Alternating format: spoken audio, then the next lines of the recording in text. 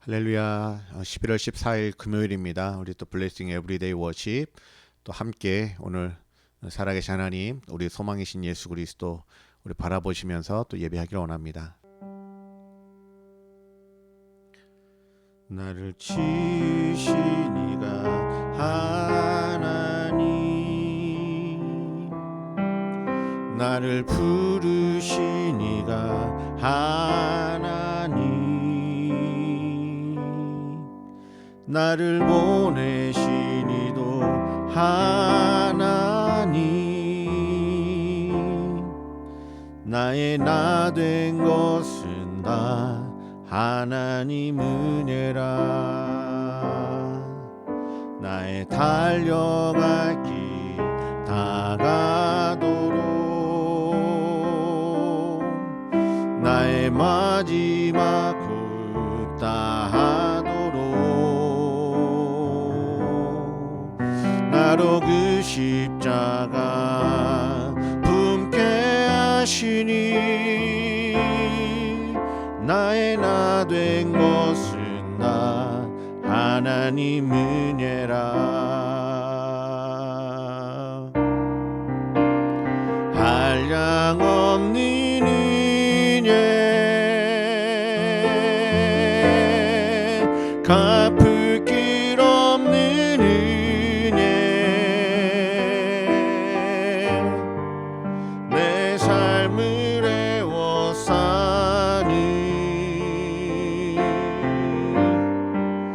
하나님의 은혜,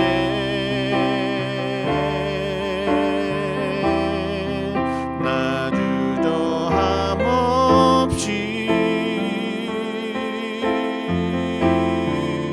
그 땅을 밟음로 나를 붙드시니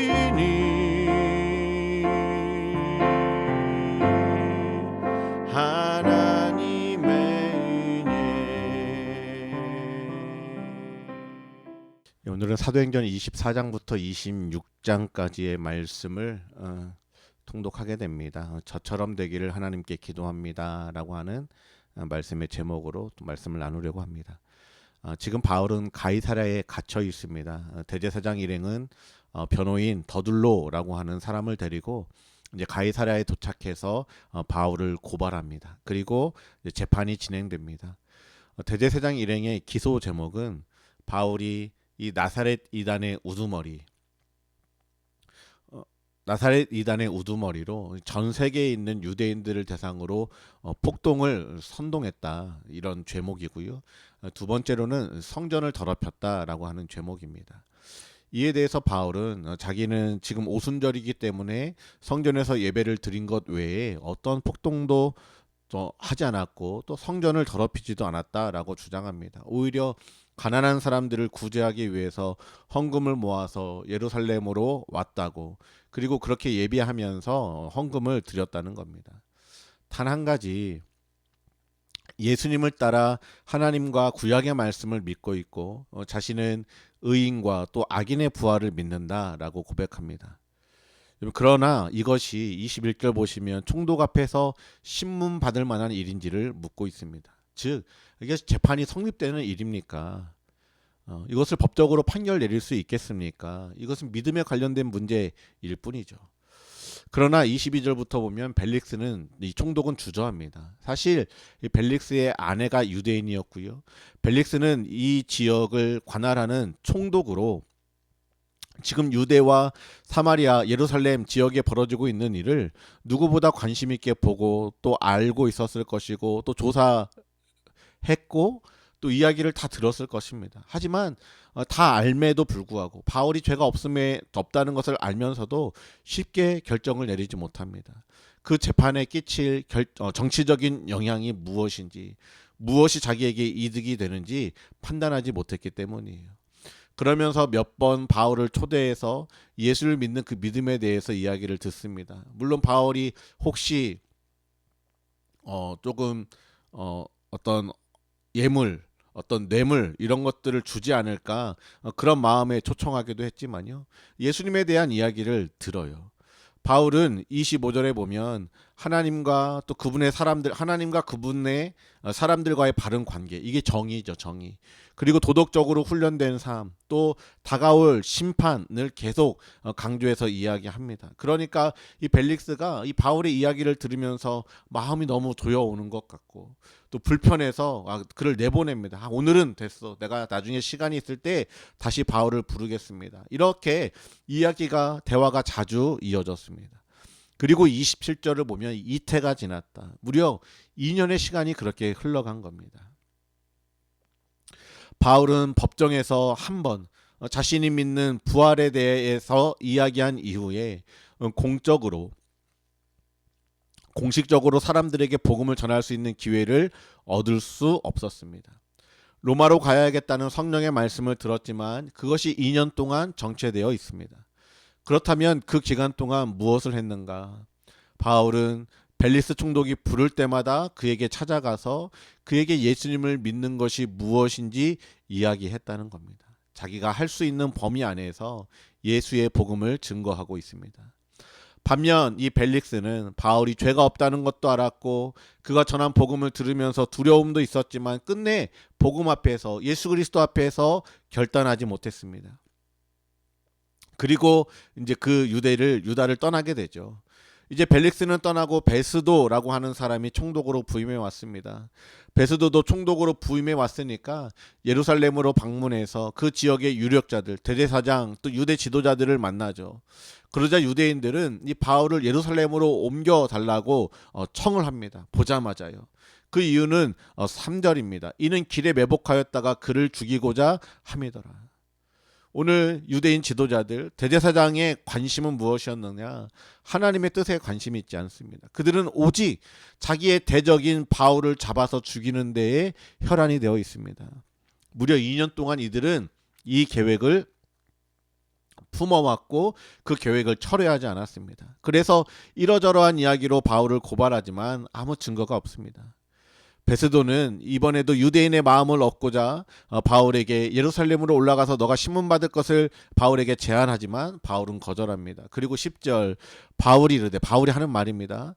내가 가이사의 재판자리 앞에 섰으니 마땅히 거기서 신문을 받을 것이라. 11절 하반절에도 보면 내가 가이사께 상소하노라 한대. 바울은 이 베스도 앞에서 자신이 발언할 기회를 얻자마자 자신이 원하는 것을 이야기하는데 그것은 가이사에게 가서, 즉 로마에 가서 로마 황제에게 재판을 받겠다고 이야기합니다. 왜? 죄가 없는 바울이죠. 바울에게 아무런 죄인이라고 하는 증거를 찾지도 못했고 재판조차 성립되지 않는 이 일을 두고 바울이 가이사에게 가서 재판받겠다 상소하는 이유가 무엇입니까? 이방인들에게 복음을 전하는 것. 어제 말씀의 표현을 빌리자면 23장 11절에 로마에서도 예수 그리스도의 일을 증언하여야 하리라. 여러분, 이것이 지금 바울이 감옥에 갇힌 이유이고 자기에게 맡겨진 사명임을 바울은 알고 있었습니다. 그렇기 때문에 기회가 있었을 때 바울은 상소했던 거예요. 2년 동안 어쩌면 더디게 지나가는 시간 속에서 바울이 소원했던 것은 맡겨진 사명을 감당하는 것이고 감당하는 것이었습니다. 그러면 이것을 꼭 로마에 가서만 복음을 전해야 되는가? 그렇지 않죠. 그 길이 막혔을 때 자기의 뜻대로 아무것도 할 수 없는 갇혀진 상황과 시간 속에서 바울은 여전히 자기가 할 수 있는 최선을 다해서 복음을 전하고 있었습니다. 26장도 보시면 아그리빠 왕은 갈릴리의 북부 지역을 통치했던 분봉왕입니다. 그 아그리빠 왕이 베스도 총독을 방문했을 때 바울은 아그리빠 왕 앞에서도 증언합니다. 그 증언의 핵심이 무엇입니까? 예수 그리스도를 만나고 자기의 삶이 어떻게 변화되었는지를 이야기해요. 또 26장 23절 곧 그리스도가 고난을 받으실 것과 죽은 자 가운데서 먼저 다시 살아나사 이스라엘과 이방인들에게 빛을 전하시리라 함이니이다 하니라. 바울이 증거했던 것이, 그 아그리파 왕 앞에서 증거했던 것이 무엇이었어요? 예수님을 만나고 나의 삶이 어떻게 변화되었는지, 그 예수 그리스도가 누구신지, 그분이 죽음을 이기시고 부활하셨다는 그 예수 그리스도의 십자가와 부활을 증거했다는 겁니다. 아그리파를 전도합니다. 뿐만 아니라 29절입니다. 바울이 이르되 말이 적으나 많으나 당신뿐만 아니라 오늘 내 말을 듣는 모든 사람도 다 이렇게 결박된 것 외에는 나와 같이 되기를 하나님께 원하나이다 하니라. 이 메시지 성경으로는 이렇게 번역해 놨습니다. 바울이 결박된 채 말했다. 그것이 내가 기도하는 바입니다. 지금이나 나중이나 왕뿐 아니라 오늘 여기서 이야기를 듣고 있는 여러분 모두가 나처럼 되기를 바랍니다. 이렇게 결박된 것만 빼고 말입니다. 오늘 바울의 기도가 무엇이었는가? 그가 감옥에서 기도했던 기도의 내용이 무엇이었는가? 이 모든 사람들이, 지금 바울이 만나는 사람들, 또 장차 만나게 되는 사람들, 바울을 짧게 만났든지 길게 만났든지 상관이 없이 바울을 만나는 모든 사람이 예수님을 만나기를, 그 영혼들의 구원을 위해서 바울은 기도하고 있습니다. 여러분, 결박이 바울을 제한하지 못했고요, 감옥도 바울을 막지 못했습니다. 바울의 단 한 가지 소원은 예수 그리스도를 전하는 것이었고, 현재와 미래에 만나길 모든 사람이 예수를 만나는 것, 여러분 이것을 위해서 기도했고, 아무 죄가 없음에도, 풀려날 수 있음에도 상소하며 로마에 가기로 결단합니다. 이것이 바울의 사명이고 바울의 기도 제목이었고 바울의 삶의 이유였습니다. 반면에 어떤 사람, 벨릭스와 같은 사람, 2년 동안이나 바울을 청해서 여러 번 복음을 들었지만 마음에 찔림이 있었지만 그가 결단하지 못하고 주님께 돌아오지 못하고 그 자리를 떠나간, 복을 걷어쳤다고 해야 될까요? 그런 벨릭스와 같은 사람도 있었고요. 어떤 사람들은 2년을 기다리는데 종교인으로 살아가고 하나님을 안다고 하면서도 예수님을 십자가에 못 박고 대적했던 그들이 이제는 또 바울을 죽이기 위해서 혈안이 되어 있고, 바울이 감옥에 갇혀 있음에도 그 세력이 커지는 것을 반대하면서 그 2년 동안 바울을 죽이는 것이 늘 관심이었던 그런 사람들도 있었습니다. 오늘 말씀을 마무리하면서 사랑하는 성도 여러분, 여러분은 지금 어떤 길로 가고 있습니까? 여러분 무엇을 위해서 기도하고 계십니까? 사도행전이 보여주는 이 그리스도인, 이 사도 바울의 삶과 여러분의 삶은 비슷합니까? 아니면 이 바울과 또 성경과는 저 멀리 동떨어져 있는 삶을 살고 계십니까? 무엇보다 각자를 부르신 이 부르심을 기억하면서 오늘 살든지 죽든지, 감옥과 같은 어두운 현실에 있든지 그렇지 않든지 간에 우리 인생의 유일한 목적, 죽음에서 살아나시사 모든 믿는 자를 구원하시는 그 예수님께 소망을 두며 이 예수 그리스도의 생명의 빛을 비추는, 그 드러내는 저와 여러분의 삶이 되시기를 주님의 이름으로 축복합니다. 오늘 이 시간 기도하실 때 어떤 상황에서도 예수 그리스도의 복음을 증거하는 그 믿음을 달라고 기도하시고, 하나님의 때를 신뢰하면서 또 기다릴 수 있는 믿음도 허락해 달라고요. 또 복음을 들었을 때, 말씀을 들었을 때 그 말씀 앞에 결단하고 순종하는 삶이 될 수 있도록 인도해 달라고 여러분 기도하시고, 주변에 혹시 여러분 복음을 들어야 될 영혼들이 있다면 오늘 그 영혼의 이름을 부르시면서 오늘 하나님 앞에 그 영혼을 구원해 달라고 오늘 바울이 했던 것과 같이 우리도 기도하면서 또 주 앞에 기도하시겠습니다.